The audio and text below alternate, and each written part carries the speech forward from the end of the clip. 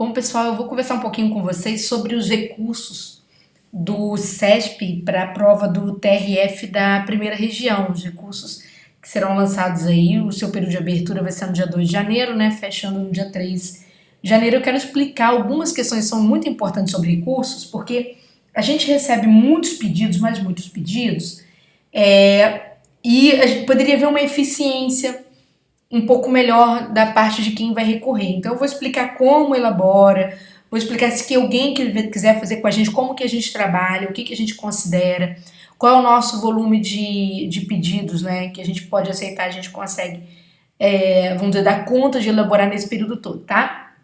Meu nome é Júlia Andrade, eu sou professora do turma de redação, tá certo? Aqui exclusivamente nossos recursos são feitos só neste curso. A gente não tem recursos feitos por nenhum outro curso aí no mercado. E eu quero explicar para vocês alguns detalhes importantes de quem vai recorrer contra discursiva. Lembrando que a gente não trabalha com recursos para a prova objetiva não, tá? Só para a prova discursiva.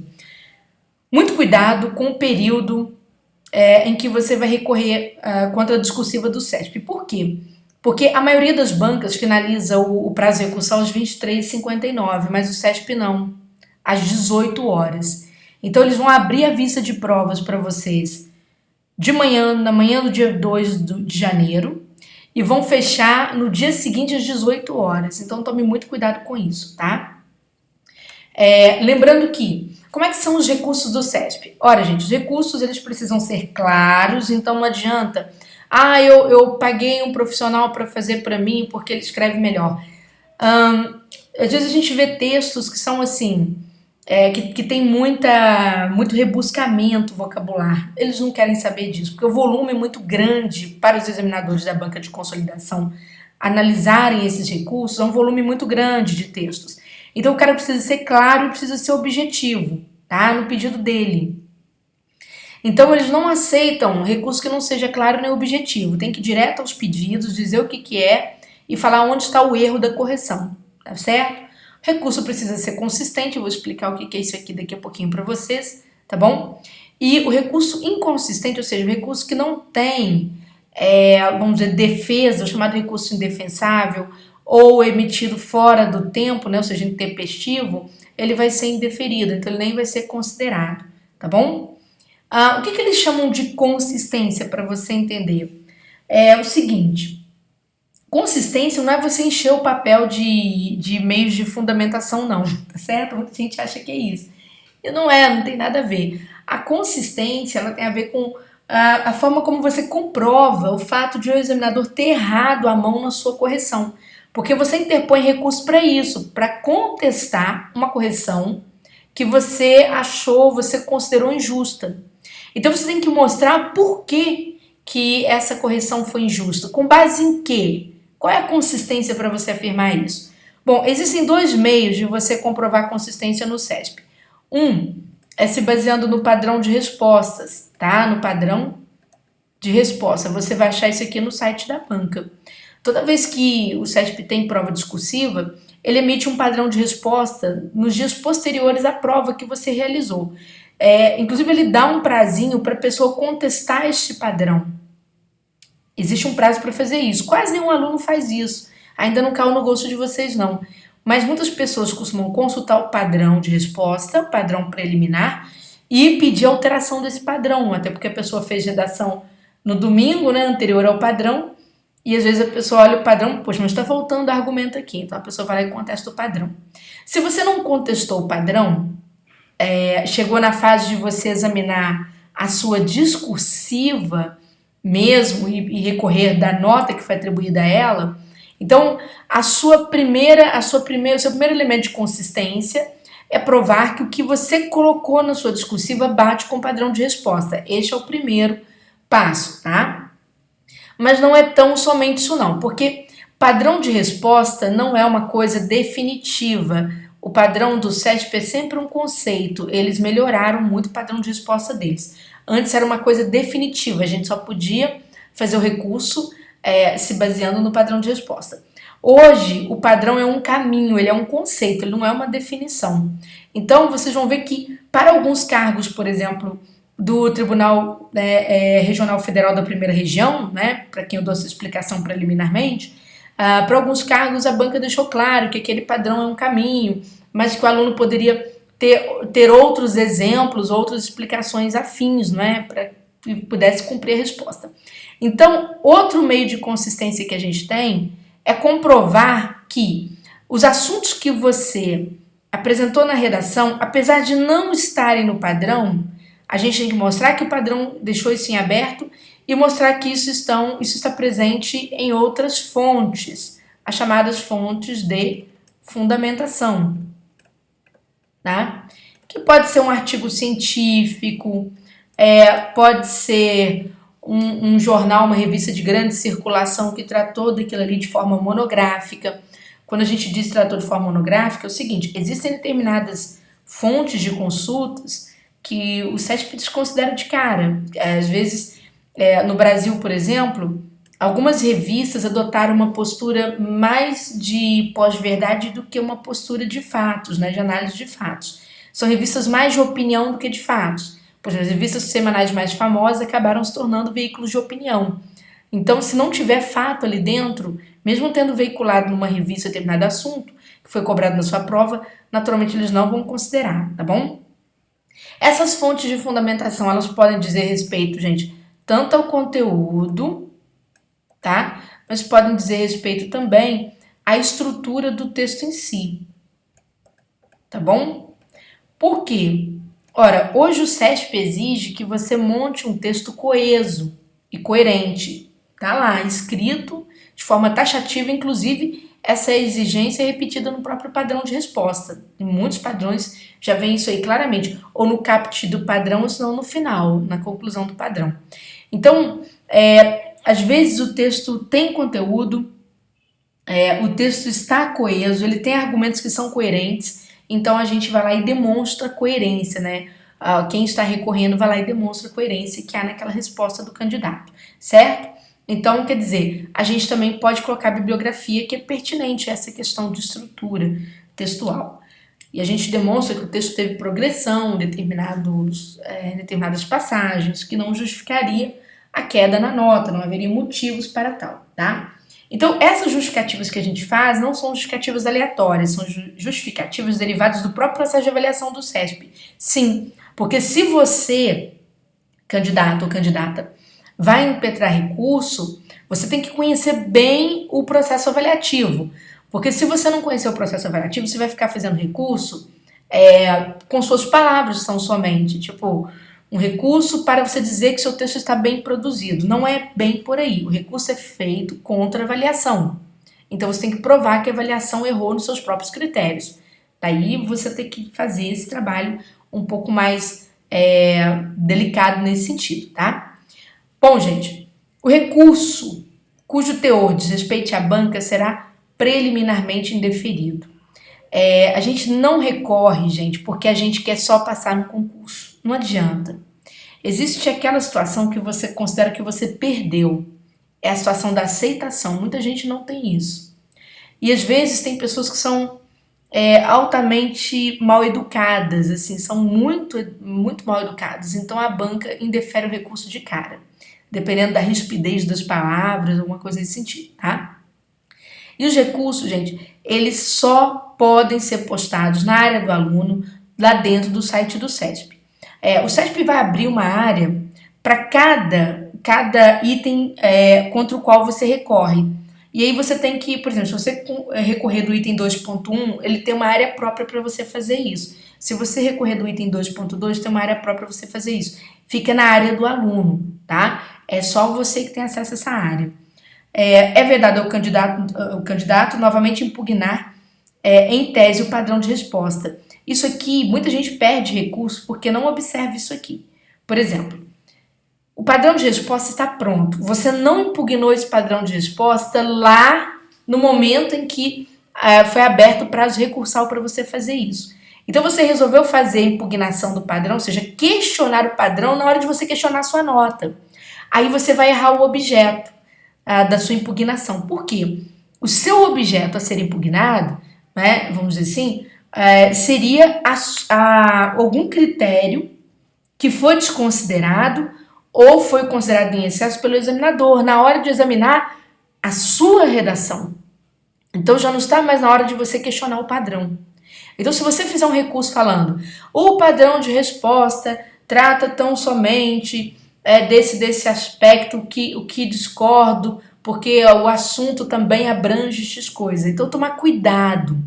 Tudo bem que o padrão hoje está, de certo modo, conceitual, mas dependendo de como você escrever, você acaba questionando o padrão de resposta em vez de você questionar a sua discursiva, a nota da sua discursiva. Então tome cuidado, tá? Você não pode ficar impugnando o padrão do seu recurso à torto e à direito, não, porque senão você pode errar o objeto contra o qual você está recorrendo e acabar perdendo o recurso. Às vezes a gente nota ótimos recursos, uma redação muito boa, mas um erro técnico no cálculo das expressões. Então a gente fala para o aluno, olha, isso aí não tá bacana não é? O caminho que você escolheu, tá? Bom, gente, vamos lá. Vou mostrar aqui agora para vocês, um pouquinho mais abaixo, algumas questões que são interessantes. Isso aqui não é do cargo de vocês, não, mas eu peguei de um concurso anterior ao de vocês, um concurso qualquer do SESP, tá? Vamos dizer assim, para ficar mais fácil você entender algumas questões. Do que você pode recorrer? Ora, você pode recorrer dos aspectos ligados a desenvolvimento ou tema, ou dos aspectos microestruturais. Essa aqui é a parte gramatical, tá? Essa aqui é a parte gramatical. Então eu gosto de esclarecer, eu faço esses vídeos principalmente, muito mais do que divulgar o nosso trabalho, para poder ajudar, porque eu me coloco na pele do aluno nessa fase recursal. Eu acho que nós, professores, podemos ganhar dinheiro trabalhando de várias formas a nossa disciplina, mas tem que ter um cuidado para não abusar da fase recursal, porque a fase recursal é a pedra que é a última pedra a ser jogada, é a última arma do aluno para tentar impetrar, vamos dizer assim, tentar impetrar com mais uma chance de conseguir aí ser aprovado no concurso. Então essa fase é muito delicada, às vezes é uma fase que sai cara, porque às vezes vocês resolvem não recorrer por conta própria, resolvem recorrer por conta de terceiros. Então eu vou explicar tudo que é preciso fazer, todas as questões são envolvidas, porque eu não tenho nenhum problema com isso, tá certo? De demonstrar esse tipo de situação, até porque sou uma das professoras mais antigas nesse processo.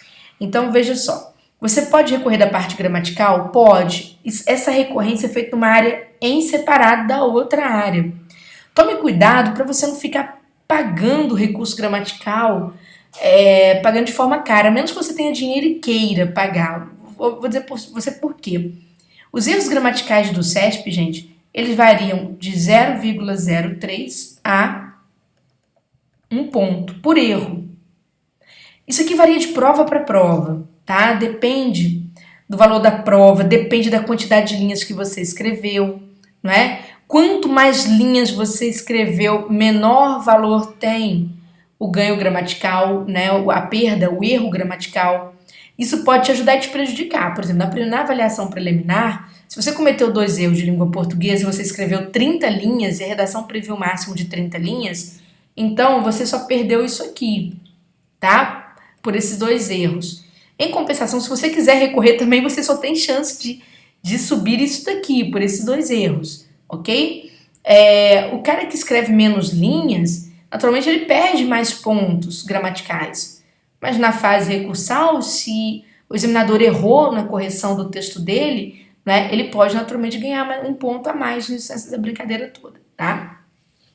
Então, quer dizer, são 3 grandes áreas que eles examinam na parte gramatical: ortografia, que tem a ver com acentuação, tem a ver com a grafia das palavras, né? Geralmente é muito difícil você conseguir vencer a ortografia, tá? Às vezes o aluno fala assim, meu texto está acentuado, a minha palavra público está acentuada, o examinador não viu.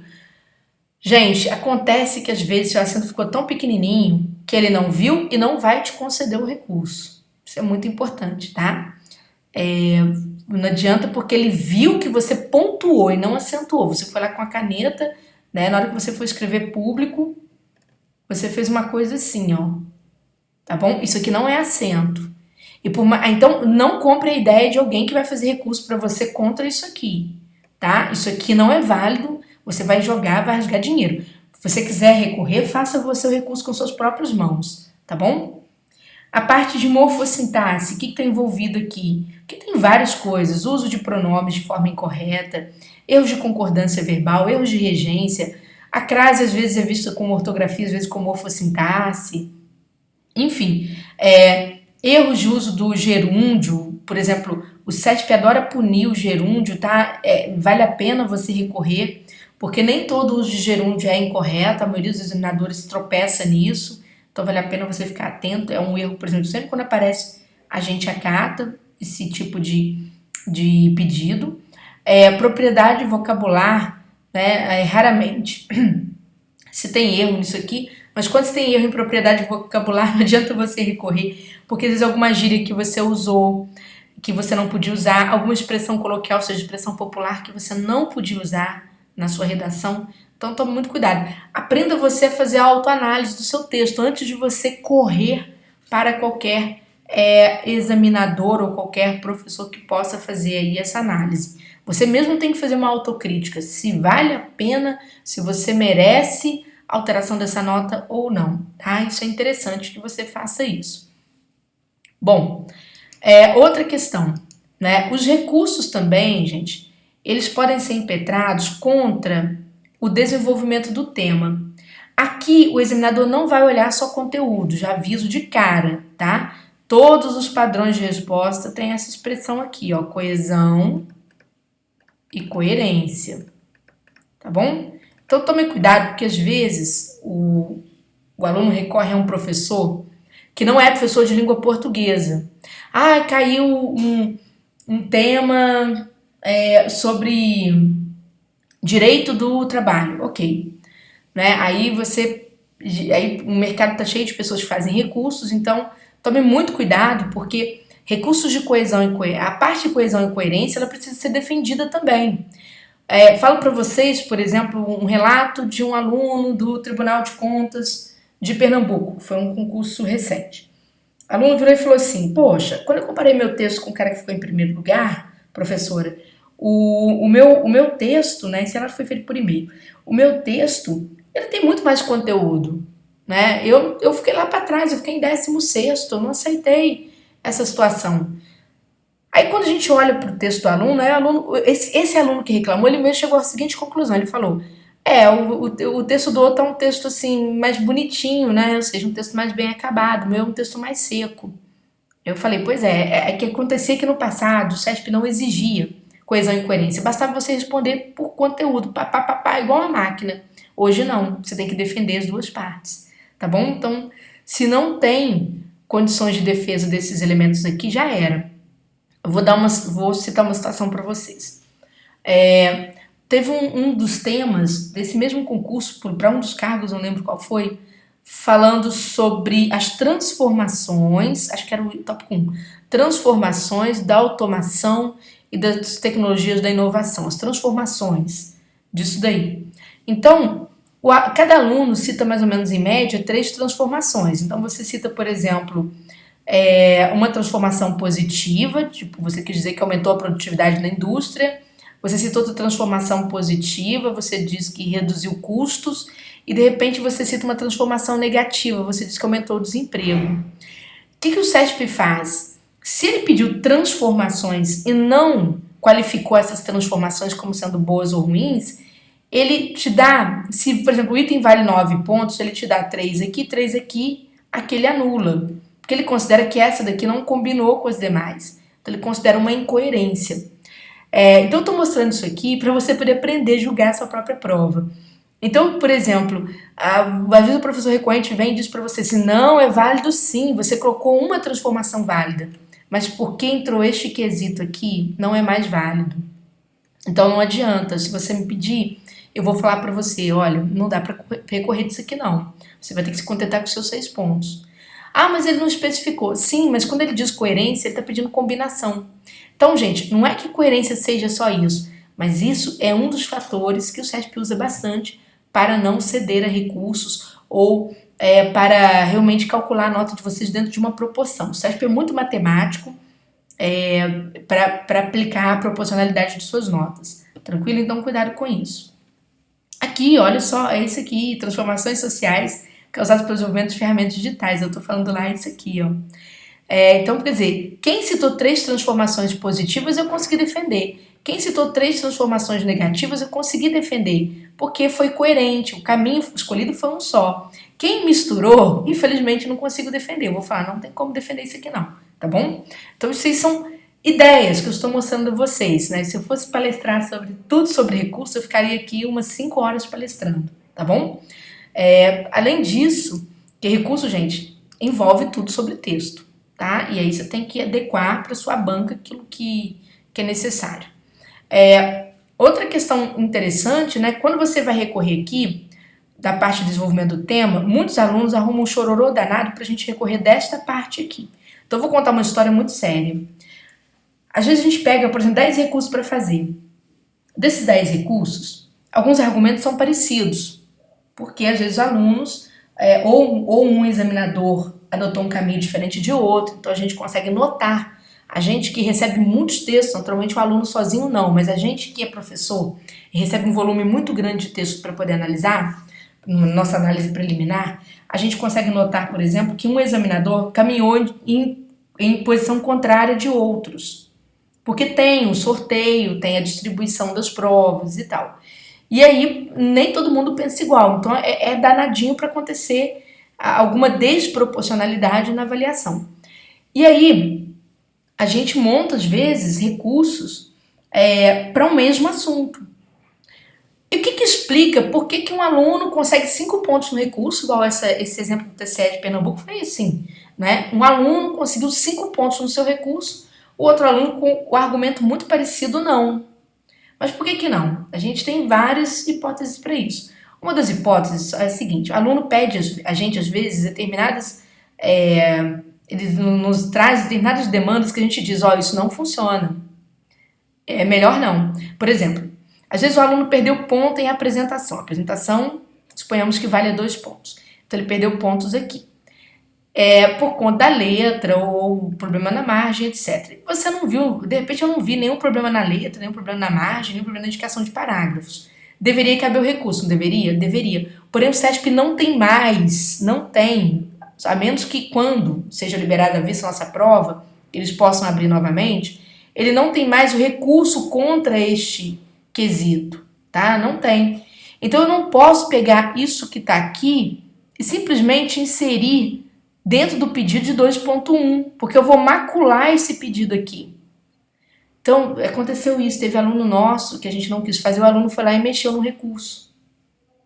E depois mandou o recurso, poxa, eu não consegui. Mandou pra gente e falei assim, esse aqui não é o texto original que a gente elaborou, né? Porque eu achei que pudesse incluir. Eu falei, não pode.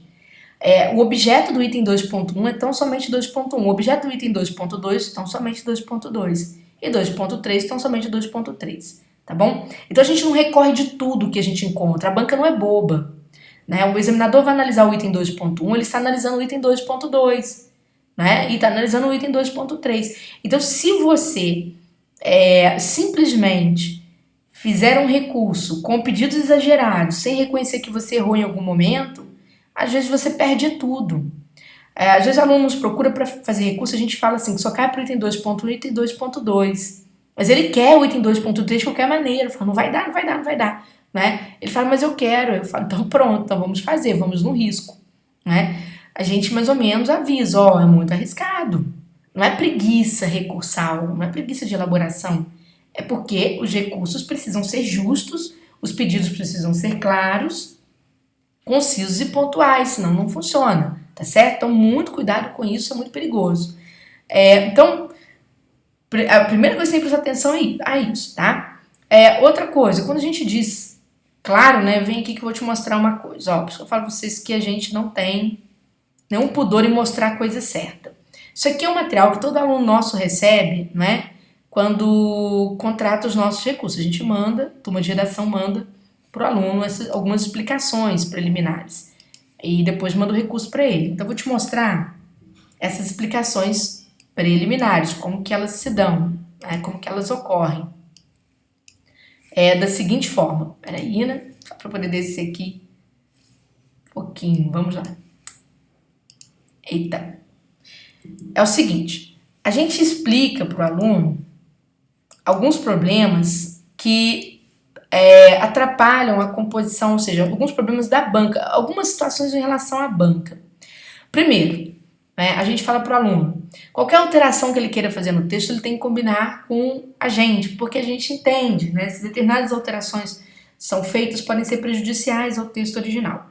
Né? A gente fala para o aluno, olha, não passe o recurso para terceiros, porque o recurso é personalíssimo, né? Se você copiar o recurso de outra pessoa, você anula o seu e o dela. A gente que está elaborando tem um controle do que a gente está fazendo, tá? Então a gente toma muito cuidado com isso. Existem determinados argumentos que a gente pode trabalhar de forma igual, por exemplo, vamos supor, se a gente nota que um examinador caminhou no sentido de trabalhar de forma desproporcional ao outro, isso não tem problema, a gente vai lá e demonstra. Usam a mesma fonte, não tem problema, essa fonte pode ser de consulta ampla, mas tome cuidado, tá? O SESP exige argumentação lógica consistente e concisa. Então vamos lá. A lógica não está na coerência da sua resposta, né? A resposta fora de lógica não é nem o objetivo de aceite dos nossos recursos. Então, por exemplo, o aluno ele quer um recurso de qualquer maneira, não é de qualquer maneira. Primeiro, gente, quais são as situações que te levam a recurso? Tem que ser bem inteligente quando você vai investir no recurso pago. Primeira situação, você passou no concurso? Só tinha uma ou duas vagas, quando tem poucas vagas, ou você passou e está naquela última, na rabeira do foguete? Sim, então recorra. Sabe por quê? Porque você precisa se defender. O SESP é uma das poucas bancas que cede a recursos, né? Por exemplo, a FCC é mais durinha para ceder a recursos. É uma banca que, nos recursos de redação de conhecimento comum, conhecimento geral, a FCC não é tão benevolente não, ela é benevolente com conhecimentos específicos. O SESP é muito benevolente, de um modo geral, né? O que acontece você, por exemplo, tá lá classificado, né? Tá certinho, tudo bem com você. Comum, uma pessoa que está em segundo lugar, se ela recorreu, talvez ela tomar o seu lugar. Então, se você passou, não economize nessa tarefa, recorra, tá? Recorra, analise sua prova, estude sua prova com carinho, não dê bobeira. Não comemore antes da data. Eu tô falando aqui, com certeza vai vir gente que vai colocar debaixo da minha...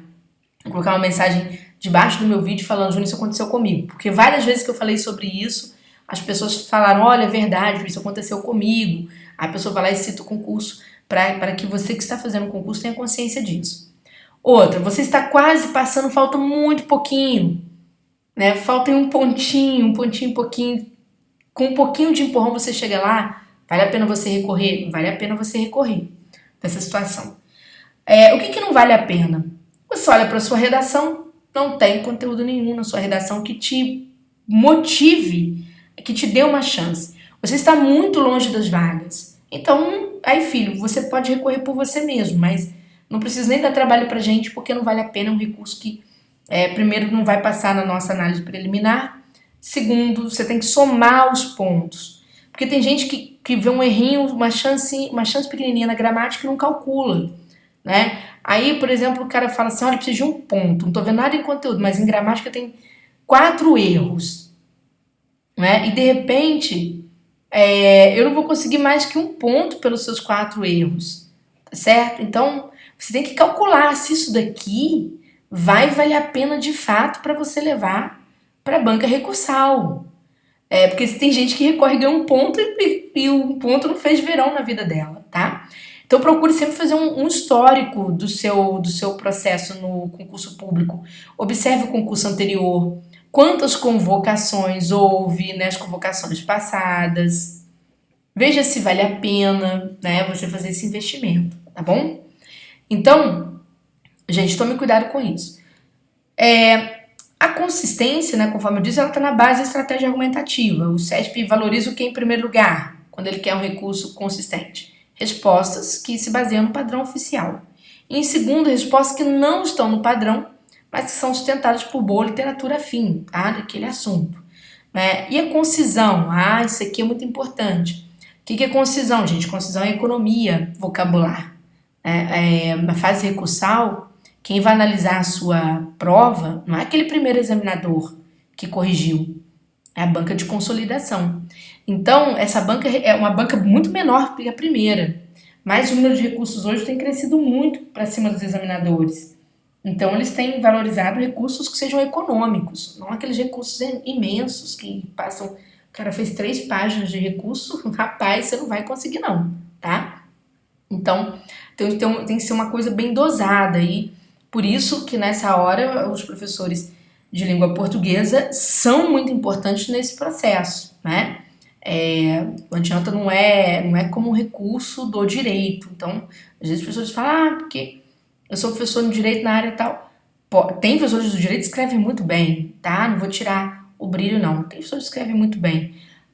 Mas é um trabalho árduo, não é um trabalho tão simples assim. Na hora de você protocolar, né, você tem que lembrar que é 2 áreas, tá? Uma área para conteúdo, outra área para forma, que é a área de microestrutura, ok?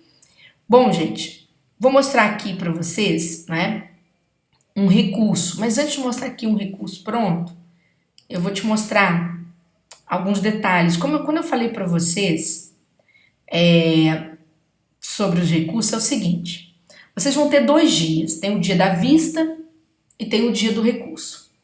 Então, como é que vocês precisam trabalhar? Da seguinte forma, se vocês forem nos procurar para recursos, até por isso que eu fiz esse vídeo, porque senão aparecem 300 pessoas nos procurando. A nossa média é acima de 100, não tem jeito, né? Então, o que acontece? Quando você for nos procurar, tem que ser esperto. Por quê? Se a gente tem 2 dias, em um dia a gente faz o que a gente chama de análise preliminar, tá? Isso aqui é gratuito. Em que consiste essa análise preliminar? Ela consiste numa avaliação, uma pré-avaliação que a gente faz para saber se é cabível o recurso para aquela situação que o aluno nos apresentou, tá certo? É muito importante que essa análise preliminar ela seja seguida de um histórico. Quanto mais o aluno detalha para a gente a situação dele no concurso, melhor é. Porque a gente calcula e consegue dialogar com mais clareza com ele. Quando o aluno faz isso, a gente consegue trabalhar melhor. Então, essa análise preliminar é gratuita. Porém, ela só é feita, atenção, tá? No primeiro dia, se a vista da prova abre às 9 horas, né, naturalmente, lá pelas 15 horas, gente, a gente já recebeu o nosso total de textos que vamos analisar.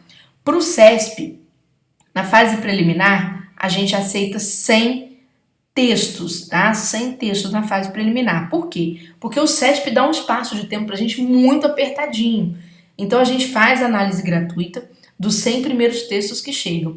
Se a gente conseguir terminar os recursos no dia seguinte, em tempo hábil, a gente vai lá e de repente abre mais alguma análise preliminar. Então, a primeira coisa é correr para você não perder o bonde andando se você quiser uma análise preliminar conosco. Dessa análise preliminar, o que você tem que mandar pra gente? Porque também se mandar as coisas pela metade, gente, eu sinto muito, fica difícil atender todo mundo. Mande a sua prova, mande o tema e mande a grade de notas, que é essa que você viu aqui embaixo, tá certo? Até vou mostrar pra você aqui, que é a que você viu aqui, que eu te mostrei aqui, essa grade aqui. A gente não consegue fazer análise preliminar sem ela. Então você precisa mandar 3 coisas, o tema da redação, a sua redação e a grade de notas. A redação precisa ser legível, tá, galera? Que não dá tempo de ficar pedindo redação com clareza para o aluno que manda uma foto tão somente do celular ali muito escura, é complicado, tá? Então faça isso. Para onde você manda? Você manda, para o recurso@turmaderedacão.com.br, tá bom? recursos@turmaderedacão.com.br, tá bom?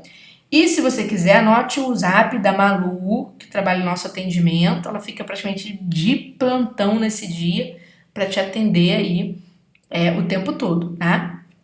Então você tem esse zap aí para você nos acompanhar nessa análise preliminar. O nosso site é o turmaderedacão.com.br, turma de redação, né? Mas turmaderedacão.com.br.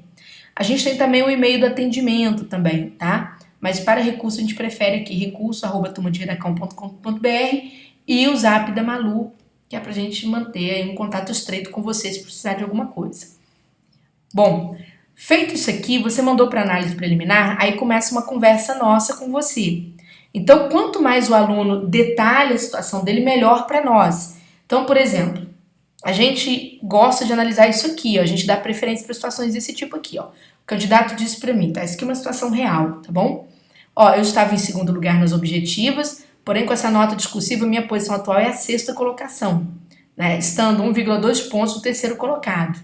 Então a gente mais ou menos calcula o trabalho que a gente precisa fazer, entendeu? Aí o aluno diz, né, que ele está a 6,26 do segundo lugar, está a 8,2 do primeiro lugar. Então a gente nota quantas pessoas foram chamadas no último concurso. O aluno fala pra gente, então tantas. Foram chamadas 4 pessoas. Você está em que lugar? Ah, eu caí para a sexta posição. Então quer dizer, se eu conseguir um ponto para você, tá bom demais, porque você vai conseguir entrar aqui nessa casinha, não é? Sim, tá ótimo. Então, isso auxilia, tá? E ele diz, ó, é apenas uma vaga inicial aberta, porém existem 2 vacâncias lá dentro. Então, a gente já sabe, vão chamar 3 pessoas, tá certo? Então, veja que o aluno deixou bem claro isso, que ele precisa de um recurso muito bem elaborado para chegar o mais próximo possível das primeiras colocações, tá bom? Aí vem o nosso bate-papo com ele, né? Vamos ao seu caso. Item 2.1. A gente, a partir disso, começa a analisar. Você disserta muito, mas oferece poucos recursos exemplificativos. Por isso, o CESP concedeu 2,2 da sua nota. Item 2.3. Acredito que consigamos alguma majoração neste aqui, porque apesar de ter poucos elementos de consistência, ele atende bem ao padrão de resposta, que é a nossa preferência, tá? Quando acontece isso aqui. Aí a gente explica que o padrão também é fraco nesse sentido.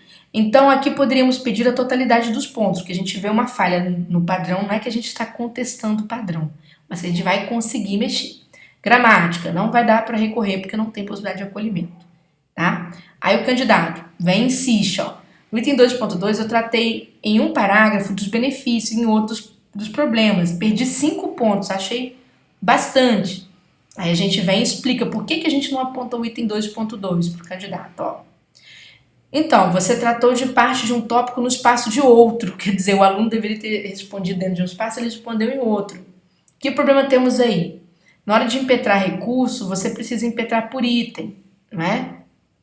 Então, a gente teria de ir no risco, porque a banca poderia simplesmente desconsiderar o seu pedido por isso, tá? O examinador, analisando os tópicos, ele poderia considerar que houve pedido similar para 2 tópicos, tá? Até porque o aluno ele era repetitivo nessa redação.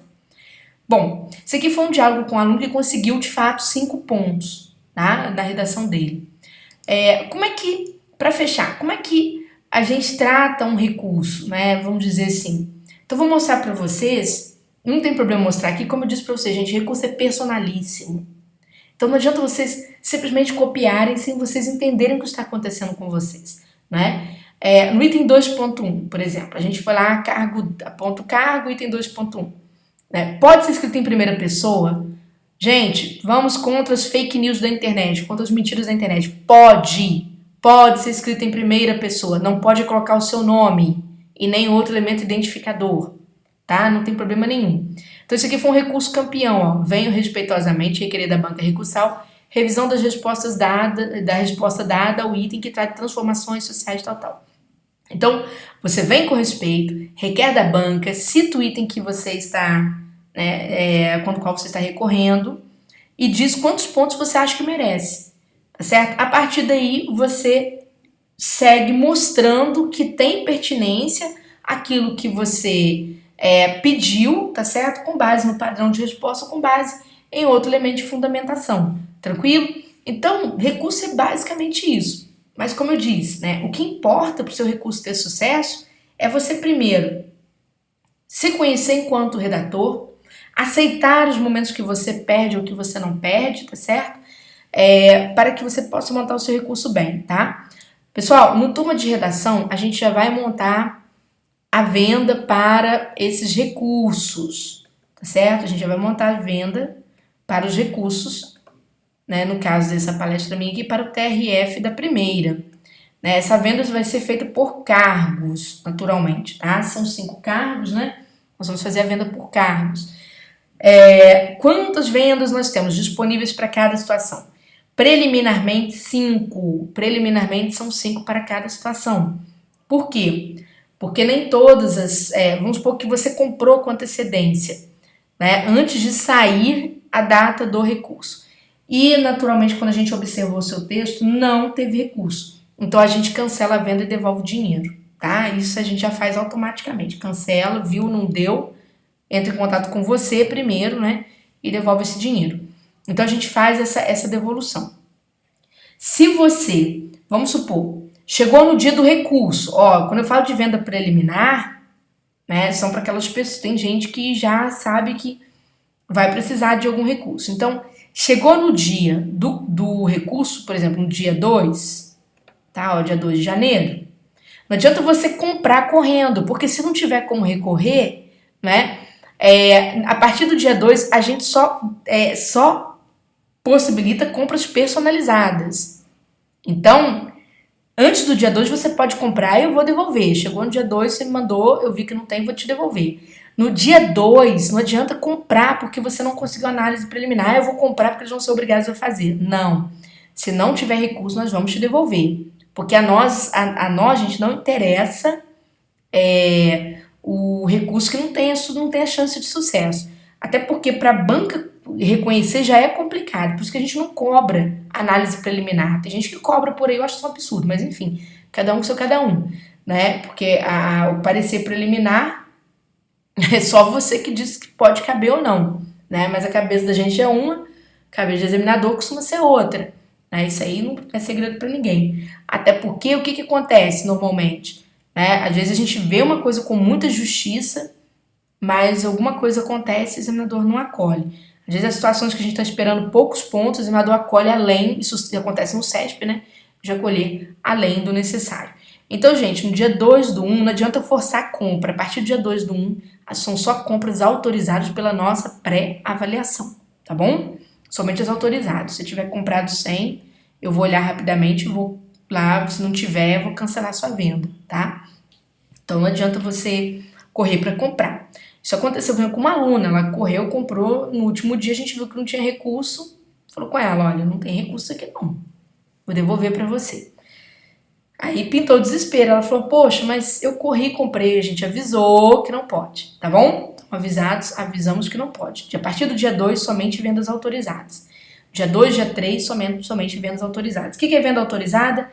Passou pela nossa pré-avaliação, a gente diz que cabe, você pode fazer o recurso conosco, você pode fazer o recurso com outro curso, com outro profissional, não tem problema não, tá? Desde que seja dentro daquilo ali que a gente trouxe para você como exposição, quer dizer, do nosso ponto de vista, ok? Aqui, né, conforme eu falei para vocês, a gente vai atender, a gente vai disponibilizar na pré-venda 5 recursos, porque o aluno já vai conversando com a gente vai vendo se vai ser possível ou não, tá?